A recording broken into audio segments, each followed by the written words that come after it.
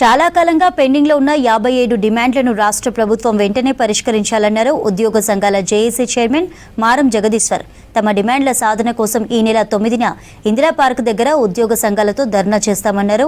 హైదరాబాద్ బాగ్ లింగంపల్లి సుందరయ్య విజ్ఞాన కేంద్రంలో తెలంగాణ ఉద్యోగ గెజిటెడ్ అధికారులు, ఉపాధ్యాయ, కార్మిక, పెన్షనర్ల జేఏసీ రాష్ట్ర స్థాయి ఉద్యోగుల సదస్సు నిర్వహించారు. ఈ కార్యక్రమానికి 205 ఉద్యోగ సంఘాల నాయకులు హాజరయ్యారు. తమ డిమాండ్లను ప్రభుత్వం నెరవేర్చాలని తీర్మానం చేశారు ఉద్యోగ సంఘాల నేతలు. ప్రభుత్వం తమ డిమాండ్స్ నెరవేర్చకుంటే రాష్ట్ర వ్యాప్తంగా ఆందోళనకు పిలుపునిస్తామని హెచ్చరించారు.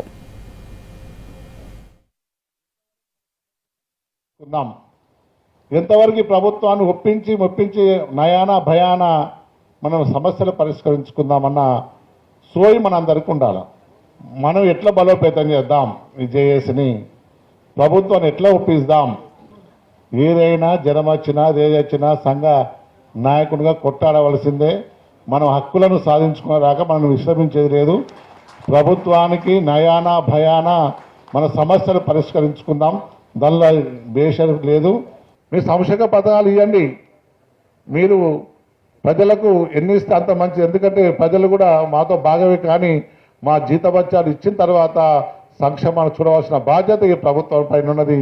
మనం రేపు జరగబోయే కార్యక్రమానికి, రేపు మనం జరగబోయే మహాధర్నాకు, రేపు ప్రత్యక్ష ఉద్యమానికి మీ అందరి మద్దతు కోరాలని మొత్తం అన్ని ఉమ్మడి జిల్లాల్లో ఒకరోజు మహాధర్నా కార్యక్రమాన్ని నిర్వర్తించేసి జూన్ 9th రోజు పెద్ద మొత్తంలో హైదరాబాద్లో కార్యక్రమాన్ని తీసుకొని